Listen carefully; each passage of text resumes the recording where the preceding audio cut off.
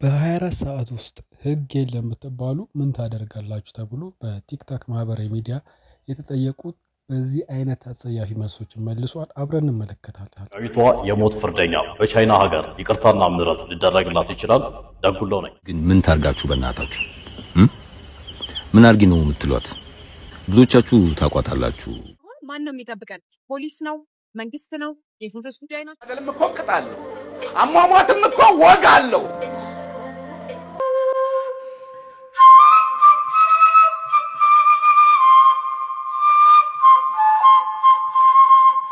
ሰላም እንደምን አላችሁ ውድ ቻናሌ ቤተሰቦች። በቲክታክ ማህበራዊ ሚዲያ በ24 ሰዓት ውስጥ ህግ ባይኖር ምን ታደርጋላችሁ ተብሎ ቢጠየቅ ወደ 4400 በላይ ኮሜንቶች እጅግ በጣም የሚገርሙና እጅግ በጣም ይሄ ነገር እንዴት ነው ሰው አይምሮ ውስጥ አለ እንዴ እስኪያስብል ድረስ የተለያዩ ኮሜንቶች ተሰጥቷል። እጅግ በጣም የሚያሳዝነው ግን በሴቶች ላይ የተቃጣ ኮሜንት ነው ሲሰጥ የነበረው። ሰሞኑን እጅግ መነጋገሪያ ጉዳይ ሆኖ ነበር። በዚህ ዙሪያም የተለያዩ ጉዳዮች ተብሏል፣ ብዙ ነገሮች ተብሏል። ግን እናንተ ብትሰሙት ብዬ አንድ ቪዲዮ መርጬላችሁ ይዤላችሁ ብቅ ብያለሁ። እንዲሁም ደግሞ በቻይና ሀገር የሞት ፍርድ የተፈረደባት ኢትዮጵያዊት ምን ይወሰንባት ይሆን የሚለውን ጉዳይ አብረን እንሰማለን። አብራችሁን ቆዩ። ለ24 ሰዓት ህግ ባይኖር ምን ታደርጋላችሁ የሚለው ቪዲዮ ስር ብዙ ኮመንቶች አይቻለሁ እና ሾክድ የሆኑ ሰዎች አሉ። አምናት ኢቭን ሰርፕራይዝ ለምን እንደሆነ አስረዳለሁ። ኦብቪየስሊ ግን ሃው ሲሪየስሊ ዱ ዩ ቴክ ኢንተርኔት ኮመንትስ በሚለውም ነው አንዳንድ የማስበው። ምክንያቱም አንዳንድ ጊዜ ኢንተርኔት ዲዛይን የተደረገው ኢንሬጅ ለማድረግ ነው። ሬጅ ቤቶች በጣም ይበዛሉ ከአክቹዋል ፊሊንጎች። ግን አት ዘ ሴም ታይም የአንድ በተለይ አሁን እዛ ኮመንት ስር ያለው አብዛኛዎቹ ሴቶችን ስለመድፈር ስለማጥቃት ነው እና የዛ ነገር መብዛት አቴንሽን ያስፈልገዋል በሚል ደረጃ እንስማ ማለን። ግን እንደዛ ስንል ደግሞ ለምንድን ነው ይሄ ጉዳይ ፕሪቫለንት የሆነው? አንደኛ እንደዚህ አይነት ቦታ ላይ ወር እንደዚህ አይነት ምኞት ያላቸው ሰዎች they are insecure, they are powerless። ምክንያቱም አክቹዋሊ ኮሽኑን ሲሪየስሊ ቢወስዱት ማሰብ ያለባቸው ምንድን ነው በዛ 24 ሰዓት ውስጥ ላይፍን የሚቀይር ሎንግ ተርም ነገር ማሰብ የምትችለው ነገር ብዙ ነገር ልታስብ ትችላለህ። ብዙ ነገር ማለት ነው። ግን አንተ የታየ አጠገብ ያለ ፓወርለስ የሆነን ሰው ስለማጥቃት ነው። እና እንደዚህ አይነት ሞመንት ውስጥ ያሉ ሰዎች ብዙ ጊዜ they feel powerless or irrelevant in their lives እና በቫሉ የሚያገኙት ሌላን ሰው ላይ ፓወር በማሳየት ነው። አሁን ለምሳሌ አንዳንድ የመንግስት ቢሮዎች ምናምን ከሄዳችሁ ምንም በቃ ተራ አይነት ሌቭል ስራ ቀላል ስራ መስራት የሚችል ሰው ያቺኑ ስራ ፓወር እንዲያገኝ ብሎ ኦቨር ኮምፕሊኬት ያደርጋታልና because he feels powerless in that position።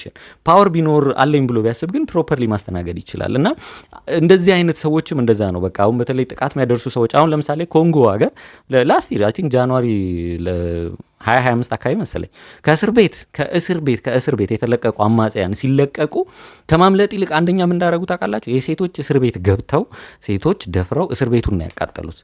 እንደዛ ነው አንዳንድ ሰዎች ሜንታሊቲያቸው። ስለዚህ I'm not even ሰፕራይዝድ ደግሞ መሆን የሌለባችሁ ለምንድን ነው እስካሁን ፌሚኒስቶች የምትሏቸው የምትቃወሟቸው ሰዎች አድቮኬት የሚያደርጉት እንደዚህ አይነት ኤክስቴንሻል ትሬት ሴቶች ላይ ይደርሳል። አንድ ነገር ጦርነት በተከሰተ ግጭት በተከሰተ ቁጥር አንደኛ የሚጠቃው ሴት፣ ህፃናት፣ አዛውንት ምናምን ነው። በተለይ ሴቶች ላይ ደግሞ የሚደርሰው ፊዚካል ቫዮለንስ በጣም ቀፋፊ ነው እና እንደዚህ አይነት ችግሮች አሉ። እነዚህ ኮመንቶች የሚያሳያችሁ ሲሪየስሊ ሁሉንም ብትወስዱ እንኳን የሚያሳያችሁ ይሄ ነገር አለ። እናንተ ሚዲያ ላይ ፌሚኒዝም ምናምን በሚለው በምትከራከሯቸው ሴቶች ተጠምዳችሁ ያንን ቃል መጥላት ላይ ያተኮራችሁ፣ ግን ሴቶች አክቲቭሊ የነሱን አድቮኬሲ የሚሰራ ሰው ያስፈልጋል። አሁን ቪዲዮ ስላልሰሩ እንጂ በየሀገሩ እኮ ኦን ደ ግራውንድ ስራቸው የሚሰሩ ሴቶች አሉ። በየከተማችሁ ለሴቶችን ጥቃት መጠበቅ የሚሰሩ ሰዎችን ታውቃቸዋላችሁ ወይ? ታናግራላችሁ ወይ? አክቹዋል ፓሽኔት ከሆናችሁ ፌሚኒስቶችን በምትጠሉት ልክ ስራውን መስራት ፈቃደኛ ከሆናችሁ አሁን እንዲህ አይነት ነገር ላይ ነው ማተኮር ያለባችሁ። እንዴት ይሄ ሰው እንዲህ ኮመንት አረገ ምናምን የሚለው ላይ ተጠምዳችሁ ትሬንድ አታርጉት። ለምን ይሄ ለዚህ ለአንድ ሴት እንደዚህ አይነት ኮመንቶች ትሬንድ አይደለም። ስቲል ሴት ነች። ይሄ ነገር ትሬንዱ ካለፈን በኋላ ስቲል ሴቶች ፌስ የሚያደርጉን ነገር ነው። ስለዚህ አንዳንዴ ዝም ብለን ሞመንቱ ስለሆነ አናውራው። አድቮኬት ማድረግ ከፈለጋችሁ ጀምሩ ከራሳችሁ። በተለይ ቪዲዮ ላይ ያሉ ሰዎች ብዙ ጊዜ እንደ አይነት ነገር ላይ እንጠመዳለን ልበል እንጂ አብዛኛው ማህበረሰብ ወደ ተመልካች ቪዲዮ የምታዩ ሰዎች በማህበረሰባችሁ እንደ አይነት ነገር እንዳይፈጠር ማን ነው እየሰራ ያለው? ስለዛ ነገር እስቲ እወቁ። በአካባቢያችሁ ማን ነው እንደ አይነት ነገር እየሰራ ያለው? ፖሊሶች ምናምን ብቻ አይደለም፣ ስፔሻሊ ሴቶችን ስለመጠበቅ የሚሰሩ ነገሮች ምን አሉ? እሱን ስታዩ ነው ምን ያህል ጋፕ እንዳለ በዚህ ሀገር የምታውቁት። እዚህ ጋር ፌሚኒዝም እንዲህ ኮንሰፕቱ እንዲህ በሚለው ዲስትራክት የሚያደርጉ ጩኸቶች ላይ አታተኩሩ። ኦን ደ ግራውንድ የሚሰራ ስራ ላይ በአካባቢያቸው ያለው ላይ አተኩሩ። ያን ጊዜ እንዲህ አይነት ነገሮች እንዳይፈጠሩ ትረዳላችሁ። ሌላኛው ደግሞ ወጣቶች ልጆችን ማስተማር ነው። አንደኛው ወንዶችን በተለይ አሁን እንደ ወንድ ሴክሹዋል እርጅህ በጣም ሀይ ይሆንና ዳልቲሜት የምታስበው በቃ ቱጌት ዳቲንግ ምናምን ብለ ቢገር ቲንግስ ትረሳለ፣ ቢገር አስፓይሬሽኖችን ትዘነጋለ። ስለዚህ እንዲህ አይነት ኮመንቶች ስታይ አዎ ግን እኮ ምናምን አይነት አስተሳሰብ አእምሮክ ላይ ከመጣ ወንድሜ ሰፋ ያለ ነገር አስብ። ይሄ ከ10 ደቂቃ ያልፍም ያ ነገር አንድን ሰው ላይፍ ነው የምታቃውሰው፣ ግን አት ዘ ሴም ታይም ዩ ዊል ቢ ወርዝለስ ፓወርለስ፣ አቅም የለኝም ኢንሴኪዩር ነኝ እያልክ ነው ለራስህ። ስለዚህ ንቁ ለማለት ነው። ብዙም ሰርፕራይዝድ ደግሞ አትሁኑ። ኢንተርኔት ላይ ሬጅ ቤት በጣም ብዙ አለ እና አንድ ሰው ይሄን ነገር ስላለ እኔም እንዲህ ብዬ በቃ ኮመንት ላስደረግ ብሎ በኖቲፊኬሽናቸው ዶፓሚን የሚያገኙ ሰዎች ስላሉ የሞት ፍርድ የተፈረደባት ናዝራዊት በቻይና ሀገር ይቅርታ ይደረግላት ይሆን ወይስ ምንድን ነው የሚለውን ነገር ሲያብረን እንስማና እናንተ ማሰባችሁን ትሰጡበታላችሁ። ዳጉላው ነኝ። ይህንን ቪዲዮ ሁላችሁም ሼር፣ ኮፒ ሊንክ፣ ሪፖስት፣ ዱት እያደረጋችሁ በተለይም የቻይናን ኤምባሲ በኢትዮጵያ ሜንሽን እያደረጋችሁ ፍትህ ለእህታችን ናዝራዊት እያላችሁ ኮመንት ሴክሽን ላይ ጻፉልኝ። እንግዲህ በቻይና ሀገር ይቅርታና ምህረት በህገ መንግስታቸውና በወንጀል ህጋቸው የተፈቀደ እንደሆነ የሀገሪቱ ህጎች ያስረዳሉ። ከዚህም ባሻገር ልዩ ይቅርታ እየተባለ የሀገሪቱ ፕሬዝዳንት ፖለቲካዊ ውሳኔ በመወሰን ለወንጀል ፈጻሚዎችና ለታራሚዎች ይቅርታ እንዲደረግላቸው ማድረግ እንደሚቻል ተደንግጎ ይገኛል። ከዚህ ጋር በተያያዘ በሀገሪቱ ህግ ይቅርታ የማያሰጡ የወንጀል አይነቶች ያሉ ሲሆኑ እነዚህም ከባባድ የሙስና ወንጀሎች፣ የሀገሪቱ የቻይና ሀገር ደህንነት አደጋ ላይ የጣሉ ወንጀሎች ሲሆኑ እህታችን ናዝራዊት ፈጸመችው የተባለው ወንጀል ከነዚህ መካከል የሚመደብ ባለመሆኑ ሁላችንም ብንረባረብ እህታችን የሞት ፍርዱ ቀርቶ ይቅርታ ሊደረግላት ይችላል። ሁላችሁም እንግዲህ የበኩላችሁን እንድታደርጉ በዚሁ ለማሳሰብ ነው። እንግዲህ ተዋናይዋ ቃል ኪዳን ላይ የተለያዩ ትንሽ የሚረብሹ ሀሳቦች ተነስተዋል። እስቲ ይህን ጉዳይ ከዚህ አስተዋይ ወንድማችን የሚለውን ጉዳይ እንሰማለን። እናንተም እስከ መጨረሻ ድረስ አብራችሁ ቆዩ። በተደጋጋሚ የዚችን ልጅ ፎቶ እየተጠቀመች ፌስቡክ ላይ ፖስት የምትፖስት አንድ ልጅ አለች። የምትፖስታቸው ፖስቶች ደግሞ ታርጌትሊ ነፍሱን ይማርና ከታሪኩ ባባ ሞት ጋር እያገናኘች ማለት ነው። የምትፖስተው ልጅ ደግሞ እቺ ነች። ከቃል ኪዳን አንጻር ከምትፖስታቸው ብዙ ፖስቶች መካከል አንዱን ላሳያችሁ፣ ተመልከቱ። ከ1000 በላይ ላይክ አለው። ይሄ ፖስቷ ተመችቶት ላይክ ያደረገ ከ1000 ሰው በላይ አለ ማለት ነው። ምን ይላል ፖስቱ? ታዲያ የሞተ አልተጎዳም ትላላችሁ ይላል። ያው ዳይሬክትሊ ሜሴጇ ይገባቸዋል። እሱ ወይንም ታሪኩ ባባ ቢሞትም ቃል ኪዳን ግን በጣም ደስተኛ ነች ነው ሜሴጁ። ያው ሞት ለሁላችንም ያለ ነው። አሁን በህይወት ያለንም ጊዜያችን ነው የምንጠብቀው፣ ተራችንን ማለት ነው። ለማንም ሞት የሚቀር ነገር አይደለም። በሞት ምክንያት ደግሞ እናቱን፣ አባቱን፣ ወንድም እህቱን፣ ሚስቱን፣ ባሉን ያጣ በጣም ብዙ ሰው አለ።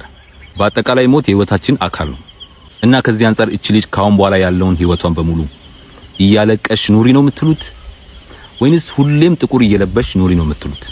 ገና ለገና ሳቀች ብላችሁ ደስተኛ መሰለች ብላችሁ በዚህ ልክ እንዴት ትልቀሰቀሳላችሁ?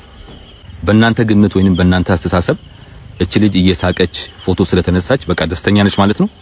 ዛሬ እየሳቁ የምታዩዋቸው ሰዎች እኮ ደስተኛ ስለሆኑ አይደለም። ከላይ ለእናንተ ደስተኛ ለመምሰል እንጂ በጣም ብዙ ሰው በውስጡ ብዙ ህመም አለበት። ቢገባችሁ ቃል ኪዳን ጋር የታሪኩ ባባ አንድ አደራ እጇ ላይ አለ፣ ልጃቸው ማለት ነው። ስለዚህ እቺ ልጅ ለልጇ ስትል ጠንካራ መሆን አለባት፣ በውስጧ የያዘችውን ሚዛን ቢሆን ማለት ነው። በዚህ ፎቶ ላይ የምንመለከትሽ እህታችን እባክሽን ቢያንስ ለልጇ ስትል እቺ ልጅ መኖር አለባት፣ መጠንከር አለባትና ፕሊስ ፍቻት። በቃ በፌስቡክ አካውንቷ ገብታችሁ ማየት ትችላላችሁ። አንዴ አይደለም በተደጋጋሚ ስላየው ነው ይሄንን ቪዲዮ የሰራሁት። በተለይ ደግሞ እንደ ሴት ልትረጃት ይገባል ብዬ አምናለሁ። አንቺም ሴት ልጅ ነሽ፣ ነገ ብዙ ነገር ሊያጋጥምሽ ይችላልና እባክሽን እንደ ሴት ቢያንስ አንደርስታንድ አድርጊያት። ለምን እንደሆነ አላቅም፣ ብዙ ጊዜ ከማየው ነገር አንፃር ሴት ለሴት ለምን በዚህ ልክ እንደምትቀሳሰሩ አይገባኝም። ሞስት ኦፍ ማለት ነው ከጥቂቶች በስተቀር በጣም ነው የምትቀሳሰሩትና በቃ ለልጇ ትኖርበት፣ ፍቻት ፕሊስ። ይሄንን ቪዲዮ አድርሱላት። አመሰግናለሁ። እንግዲህ በሰሞኑ በማህበራዊ ሚዲያ እቺ በምስሉ ላይ የምትመለከቷት ልጅ ተደፍራ ተገላ ተገኝታለች። በዚህም ዙሪያ የተለያዩ ጉዳዮች ሲባሉ ነበረ። እስካሁን ድረስ ግን በህግም ይሁን በምንም አይነት ጉዳይ ስለሷ ገዳይ ስለ ደፋሪዋ የወጣ መረጃ የለም። በዚህ ዙሪያም እንግዲህ ሴቶች አሁን ላይ የሚሰማቸው ስሜት እጅግ በጣም ከባድ ነው። ምክንያቱም ደህንነት እየተሰማቸው አይደለም በገዛ ሀገራቸው። እና ይሄ ጉዳይ ላይ የተባሉ አንዳንድ ሀሳቦች አሉ። እስቲ ሰምተን እንመለስ።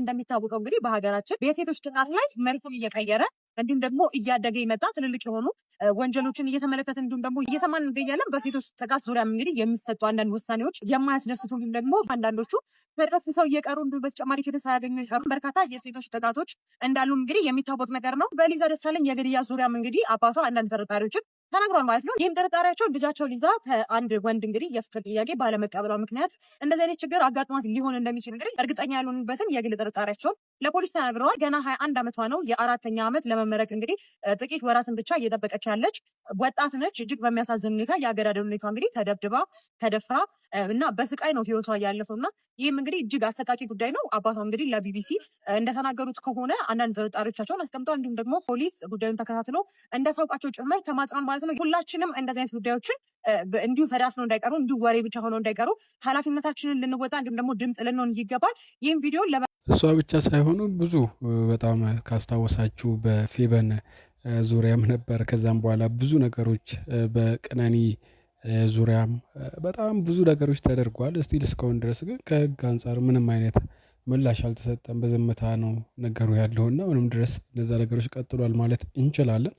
አሁን ላይ ደግሞ የምንሰማው ቪዲዮ በጣም ወሳኝና አሁን ላይ ማህበረሰቡ ያለበት ወጣቱ ያለበት ቢዝነስ ላይ ያሉ ሰዎች በምን አይነት ስቃይ ውስጥ እንዳሉ የሚገልጽ ቁልጭ ያለ ሀሳብ ይዛ ብቅ ስላለች እናንተ እንድትሰሙት ብዬ ይዤላችሁ ብቅ አልኩኝ። እስቲ አድምጡትና ሀሳባችሁን ኮሜንት ላይ አስቀምጡ።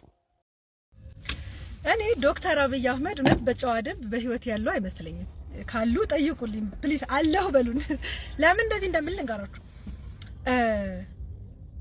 ወጣቱ ስራ የሆነ ነገር ካክስቱም ካጎቱም ካያቱም ምናምን ካለው ከሌለው አቅሙ ተጋግጦ የሆነ ነገር ይከፍታል። ከዛ ግብር ሌላ ታሪክ። እኔማ የአፍሪካ አህጉርም ነው መሰለኝ እንዳጠቃላይ የምንከፍለው ሌላ የኔ ምንም አማርኛ የዘብረቅረቅ ቢልባችሁ ራሱ እየውላችሁ እየሰካካችሁ ስሙት።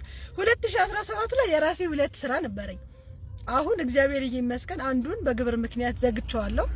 አንዱ ደግሞ መንግስት የሰጠን ንግድ ፍቃድ ራሱ ሌላ መንግስት ደግሞ ነጠቀንና በዛ ምክንያት ስራው ቆሟል ለጊዜው። ስለምን እንደማወራ በእርግጠኝነት አብዛኞቻችሁ ይገባችኋል። ግን እኔ አባይ ሲገደብ ተገድቦ ሲያልቅ እንኳን ደስ ያላችሁ ኢትዮጵያውያን ብለው ቲቪ ላይ ያየናቸው እኔ ዶክተር አብይ አህመድ አይመስሉኝም። ጠርጥሩ። እውነቴ ነው። ኤአይስ ቢሆን እንዴ እሳቸው የሆነ ቦታ ታግተው ራሱ ሌላ ሰው ያስተዳደረንስ ቢሆን እንዴ ወጣቱ ከሀገር ልውጣ ብሎ ፓስፖርት ሄዶ ቀጠሮ ሲይዝ 2 ዓመት እሺ በቃ በግርም ቢሆን እሞክራለሁ ሲል ጦርነት ስንል አይ አትወጡም፣ እሺ የት እንኖር እንስራ፣ አትሰሩም እንዴ የት እንሂድ?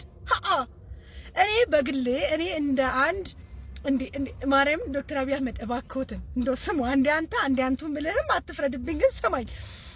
አንተ እኮ ስትሾም ማለት ነው ማለት እርሶ ሲሾሙ ከእናቶቻችን ጋር እኔ ነኝ ማገባው ብለን እኮ ተጣልተናል።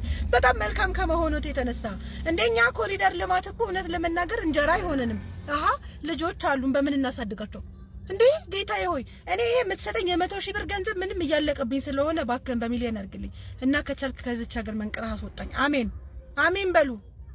ዲያራ መኖር አለመኖራቸው ይጣራልን። እንዴ ወጣቱ እየሞተ ነው፣ ማርያምን እየኖረ አይደለም።